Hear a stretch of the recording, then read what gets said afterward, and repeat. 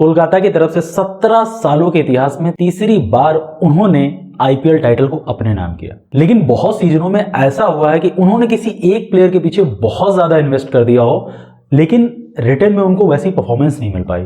और दूसरी तरफ देखा जाए तो हो सकता है किसी खिलाड़ी को उन्होंने बहुत कम पैसे दिए हों और परफॉर्मेंस के नाम पर उन्होंने बहुत अच्छा डिलीवर कर दिया।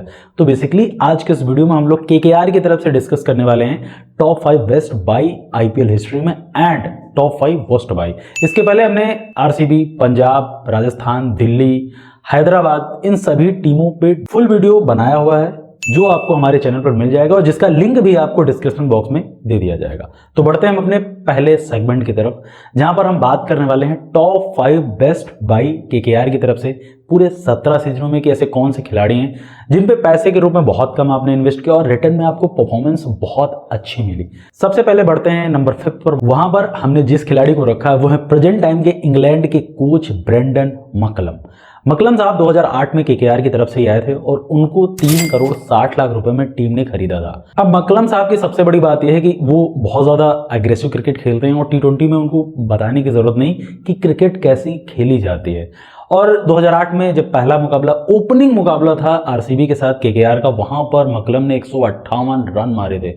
वहां से 2013 तक वो सबसे ज्यादा हाईएस्ट स्कोर था एक इंडिविजुअल प्लेयर का। 13 में क्रिस गेल ने वो तोड़ा था, 175 वाली नॉक आई थी। लेकिन तब तक सोचो आप किसी फॉर्मेट की शुरुआत होती है, वहां पर ओपनिंग इनकाउंटर मुकाबला और वहां पर आप पहले ही मुकाबले में 158 रन मार देते, वो बहुत बड़ा स्टेटमेंट होता है।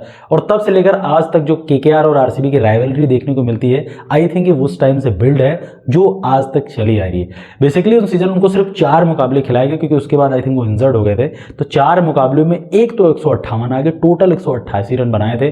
तो मैं इसीलिए उनको इस लिस्ट में कंसिडर कर रहा हूं कि सिर्फ 4 मुकाबले खेले, 188 रन बनाए। अगर हो सकता है कि 4-6 और मुकाबले खेल जाते तो आई थिंक उनका वो सीजन 500 रन वाला सीजन हो जाता। इसीलिए नंबर 5 पर हमने ब्रेंडन मकलम को रखा है। बढ़ते हैं नंबर 4 की तरफ। वहां पर हमने जिस खिलाड़ी को रखा वो प्रेजेंट टाइम में आज भी केकेआर की तरफ से खेल रहे हैं और बहुत अच्छे ऑलराउंडर है। हम बात कर रहे हैं आंद्रे रसल की। रसल साहब 2015 में दिल्ली से जब रिलीज हुए देन वो केकेआर में आए थे और केकेआर ने उनको 60 लाख रुपए में अपनी टीम में शामिल किया। तो वो 15 रुके, 16 रुके और उसके बाद से वो आज तक टीम के साथ है। लेकिन हम बेसिकली 2 सीजनों की बात करने वाले हैं क्योंकि वहां पर उनका प्राइस बहुत कम था और परफॉर्मेंस जैसी आज है वैसे तब भी थी। शायद इससे बेहतर मैं बोल सकता हूँ कि आंद्रे रसल उस टाइम बेखौफ अंदाज में खेलते थे ना, आज उनके ऊपर थोड़ा प्रेशर मैं बोल सकता हूँ कि है, क्योंकि परफॉर्मेंस आपको जज करते हैं लोग जब नाम बन चुका होता है। जब आप यंगस्टर होते फिर आपकी परफॉर्मेंस को कोई जज नहीं करता, फिर यही सोचते हैं कि यार यंग बंदा है, फ्री फ्लोइंग अपने हिसाब से खेलने दीजिए। 2015 में 60 लाख रुपए के साथ 13 मुकाबले खिलाए गए और 326 रन बनाए, जिसमें से 66 हाईएस्ट था,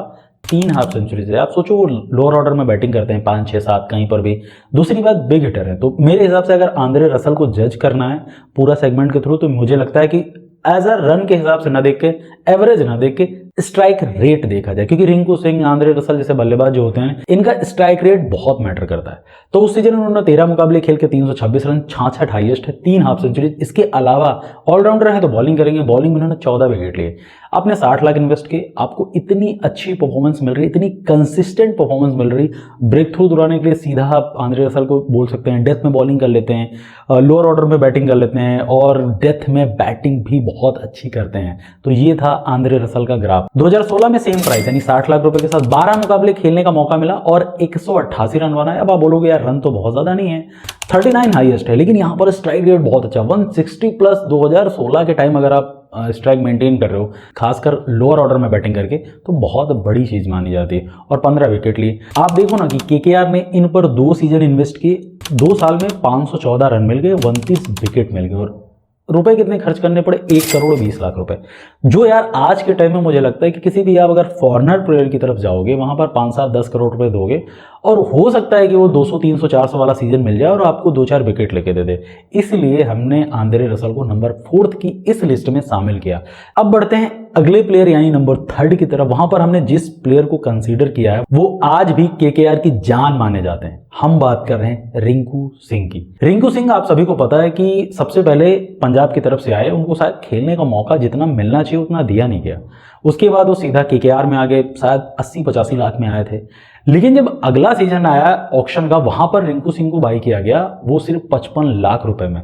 वो 2023 था। 2023 में रिंकू को 55 लाख रुपए में केकेआर अपनी टीम में रखती है। पूरे सीजन उनको फुल मौके मिले, यानी 14 के 14 मुकाबले खिलाए गए, 474 रन। आप सोच लो केकेआर में बहुत सारे प्लेयर हैं, उस टाइम श्रेयस अय्यर भी आ चुके थे, इसके अलावा और भी प्लेयर थे, लेकिन उनसे ज्यादा कोई हाईएस्ट रन गेटर था केकेआर की तरफ से 2023 में, तो वो रिंकू सिंह थे।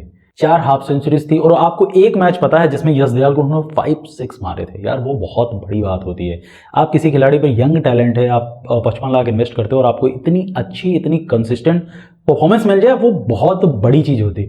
और खासकर मैं एक चीज और ऐड ऑन करना चाहूंगा रिंकू सिंह की, कि रिंकू सिंह और आंद्रे रसल जो काम करते हैं, आई थिंक वो बहुत रेयर कोई खिलाड़ी है जो करके दे सकता है। क्योंकि जब मैच ऑलमोस्ट आपके हाथ से निकल चुका होता, वहां पर ये बंदा ऐसा परफॉर्मेंस देके आपको विनिंग जोन में लेके जाता है। तो ये थे नंबर 3 पर रिंकू सिंह। बढ़ते हैं सेकंड प्लेयर की तरफ। वहां पर हमने जिस खिलाड़ी को रखा है वो भी आज की टीम में है, वो है वेंकटेश अय्यर। वेंकटेश अय्यर सेम यानी 2021 में आए थे अपने 20 प्राइस के साथ, सिर्फ 20 लाख रुपए में। उस सीजन उनको बहुत ज्यादा मौके नहीं मिले। कहते नहीं कि जब यार कोई दूसरा खिलाड़ी जाएगा दिन आपको मौके मिलेंगे। उस सीजन उनको 10 मुकाबले खिलाए गए और 310 रन बनाए, 67 हाईएस्ट था और 4 हाफ सेंचुरी प्लस 3 विकेट। अब आप सोचो, आपको कंसिस्टेंट मौका नहीं दिया जा रहा, 14 में से आपको 10 मुकाबले खेलने का मौका मिला, उसके बाद अगर आप परफॉर्मेंस 300 प्लस वाली दे रहे हो, बहुत अच्छी बात है। और मैंने उस सीजन बहुत ज्यादा ऑब्जर्व किया था कि जहां पर मैच फंसे हुए हैं, वेंकटेश अय्यर को प्रमोट किया जा रहा था, खिलाया जा रहा था, दिन वो बहुत अच्छी परफॉर्मेंस दे रहे थे। उस सीजन आई थिंक ये नीचे बैटिंग करते थे, 5, 6, 7 पे करते थे। अगर इनको ओपन करने का मौका मिल जाता तो आई थिंक ये जो ग्राफ है वो और भी बेहतर हो जाता। तो ये थे सेकंड कंटेंडर हमारे वेंकटेश अय्यर। बढ़ते हैं नंबर फर्स्ट कंटेंडर की तरफ, वो है हर्षित राणा। हर्षित राणा का अगर इंपैक्ट आप देखेंगे ना, तो मुझे लगता है कि उनका इंपैक्ट बहुत अच्छा था। आई थिंक उनकी वो गेंदबाजी थी जिसकी वजह से केकेआर विनर बन चुकी है। उनको इस सीजन पूरे के पूरे 13 मुकाबले खिलाए गए, 19 विकेट उन्होंने अपने नाम किए और प्राइस में आपने सिर्फ उन पर 20 लाख रुपए इन्वेस्ट किए। आप देखो ना, इसके पहले वरुण चक्रवर्ती जो टॉप परफॉर्मर रहे हैं केकेआर की तरफ से, 21 विकेट उनके नाम है, उनको 8 या 9 करोड़ के आसपास आपने अपनी टीम में बाई किया। लेकिन वहीं दूसरे खिलाड़ी को अगर आप 20 लाख रुपए देते हैं और वो सेकंड हाईएस्ट विकेट टेकर आपकी टीम की तरफ से होता है, तो वो बहुत बड़ी बात होती।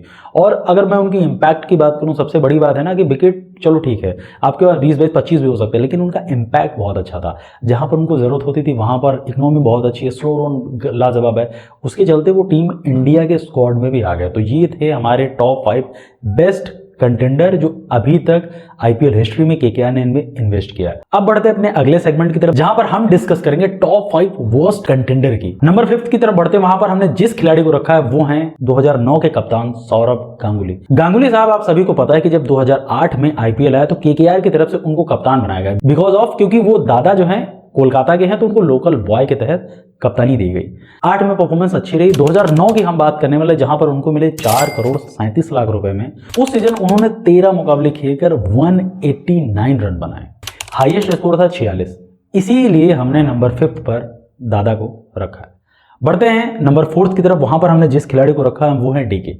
डीके साहब, ऐसी कोई टीम न हो जिसमें वो शायद रह गए हों, हर टीम की तरफ से खेले हों और हर टीम की तरफ से उनको इस लिस्ट में आना पड़ा। हम 2020 की बात कर रहे हैं, जहां पर डीके को 7 करोड़ 40 लाख रुपए देकर टीम में शामिल किया गया था। 14 मुकाबले खिलाए थे, 169 रन बनाए थे, 1 हाफ सेंचुरी वो भी 68 की। आप देखो 7.5 करोड़ ऑलमोस्ट और रन 169, इसीलिए डीके को नंबर 4 की इस लिस्ट में शामिल करना पड़ा। बढ़ते हैं 3rd की तरफ, वहां पर हमने जिस खिलाड़ी को रखा है वो है यूसुफ पठान। वैसे तो पठान साहब का ग्राफ बहुत अच्छा है, लेकिन उनको इस लिस्ट में 2012 के उस सीजन की वजह से रखा गया जहां पर उनको 9 करोड़ 66 लाख रुपए दिए गए थे। परफॉर्मेंस के लिए 17 मुकाबले खिलाए गए, 194 रन बनाए, सिर्फ 40 हाईएस्ट और 3 विकेट।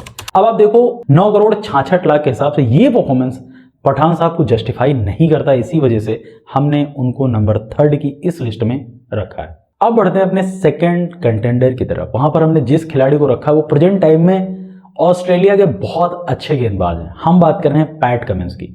पैट कमिंस को 2020 के मेगा ऑक्शन में टीम ने 15.5 करोड़ रुपए देकर अपनी टीम में शामिल किया। उनको 14 मुकाबले खिलाए गए, उस सीजन 146 रन बनाए, जिसमें से उस सीजन उनकी एक फास्टेस्ट 50 आई थी जहां पर 56 रन बनाए थे सिर्फ 15 गेंदों में मुंबई के अगेंस्ट। इसके अलावा 12 विकेट लिए। आप देखो 146 रन प्लस 12 विकेट और आपने इन्वेस्ट किया 15.5 करोड़। इसी वजह से पैट कमिंस को हमने नंबर 2 की इस लिस्ट में कंसीडर किया। बढ़ते हैं नंबर 1 की तरफ, वहां पर जो खिलाड़ी आई थिंक हमें बताने की जरूरत नहीं, बच्चा उस खिलाड़ी को प्रेडिक्ट कर देगा। अगर आप भी कर चुके हैं तो वो चीज हमें कमेंट सेक्शन में जरूर बताइएगा। वो खिलाड़ी हैं मिचेल स्टार्क। स्टार्क साहब 2024 के मिनी ऑक्शन में आया और 24 करोड़ 75 लाख रुपए के साथ केकेआर में शामिल हुए। हाईएस्ट रिकॉर्ड बनाया उन्होंने कि अभी तक उनसे ज्यादा किसी भी खिलाड़ी पर इतना पैसा इन्वेस्ट नहीं हुआ। और उन्होंने इस सीजन परफॉर्मेंस किया थी, 14 मुकाबले खेलने का मौका मिला जहां पर 17 विकेट लिए। ठीक है केकेआर विनिंग हो गई वो अलग बात है, लेकिन आप देखो हर्षित राणा जहां पर 20 लाख रुपए में एक बंदा आया हुआ डोमेस्टिक का उठा हुआ और 19 विकेट आपसे ज्यादा लेकर जा रहा है, और आप 24 करोड़ 75 लाख यानी ऑलमोस्ट 25 करोड़, फिर अगर आपके 17 विकेट हैं और आप इंटरनेशनल के वो धुरंधर हो, तो आई थिंक इसी वजह से इनका ये परफॉर्मेंस इनकी इस प्राइस टैग को बिल्कुल जस्टिफाई नहीं करता। इसलिए नंबर 1 की लिस्ट में हमने मिचेल स्टार्क को कंसीडर किया है। अब आपको क्या लगता है कि ऐसा कौन सा खिलाड़ी जो छूट गया है इस लिस्ट में, वो चीज हमें कमेंट सेक्शन में जरूर बताइएगा। वीडियो पसंद आता है तो वीडियो लाइक करें, अपने दोस्तों में शेयर करें और चैनल को जरूर सब्सक्राइब करें। हम मिलते हैं एक नए वीडियो के साथ, तब तक के लिए जय हिंद।